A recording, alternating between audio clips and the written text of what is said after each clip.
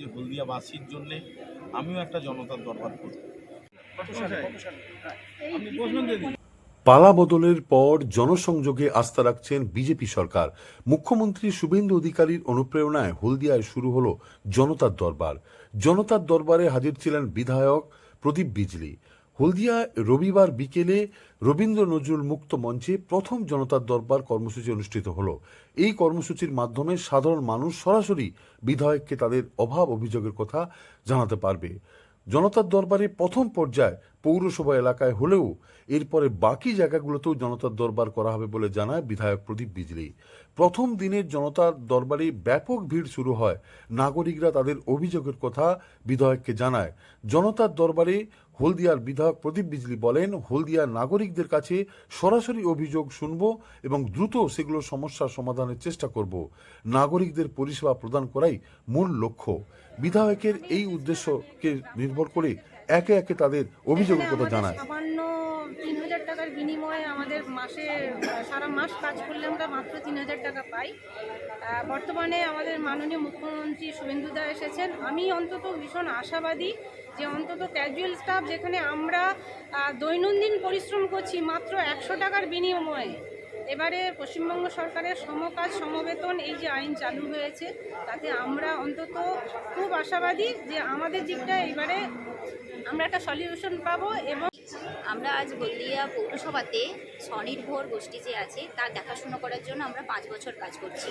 স্বনির্ভর গোষ্ঠী বাদেও আমাদের যে কেন্দ্র সরকারের আছে প্রজেক্ট আছে, যেটা ধরুন ওই PM স্বনিধি, এভরিথিং আমরা করছি। তারপরেও আমাদের না কোনো স্থায়ীকরণ হচ্ছে, না কোনো বেতন বৃদ্ধি হচ্ছে।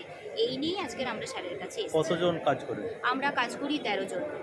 তার যাবতীয় কাজ আমরা করি, সেটা ব্যাংক থেকে শুরু করে তার ফিল্ডে থেকে শুরু করে এভরিথিং কাজটা আমরা আশ্বাস দিয়েছেন। দেখা যাক কতটা আমরা সাকসেস হতে পারি। আমার ওখানে CPM এর আমলে একটা হাইড্রিন হয়েছিল, এবারে তারপরে TMC এসছে। TMC অনেকবার মাপ নিয়ে গেছে কিন্তু ঢাকনাটা হয়নি। আর ওখান থেকে ছেলেমেয়েরা স্কুল যায়, প্রাইমারি হাই স্কুল, দুটো কোচিং সেন্টার আছে, যায়। এবারে অনেকে ওই ড্রেনে পড়েছে, হাত পা ভেঙে গেছে, কারুর মাথা ফেটে গেছে। সেই জন্য এই সরকার এসেছে। আমি জানি যে এই সরকারের কাছে আমি কোনো সুবিধা পাবো, তাই জন্য আমি দরখাস্ত দিয়ে গেলাম।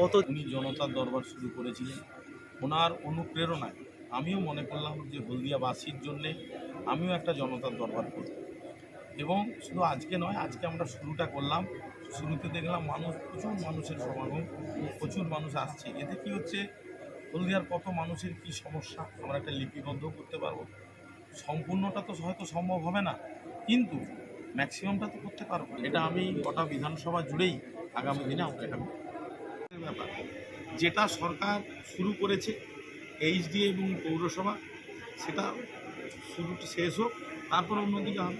আমরা যেটা একটা জায়গা নির্দিষ্ট চিহ্নিত করেছি, আগে সেটা হোক। আমাকে ভবানীপুর থানার OC আমাকে বলেছিলেন যে স্যার এই হাটে আমরা বলে হচ্ছে না, হাইওয়ের উপরে এত মোটর বাইক আর ভ্যান ট্যান এমনভাবে রাখে, বাজার দিন আমরা মানুষ চলাফেরা করার দায় এবং গাড়ি ঘোড়া পাস করে। সেটা আমরা পৌরসভায় আলোচনা করব। সেইটা আলোচনা করে আমরা দেখছি ওই জায়গাটাকে যদি পার্কিংটাকে যদি কোথাও শিফট করানো যায়। Smart news Bangla, smart news Bangla, smart news Bangla.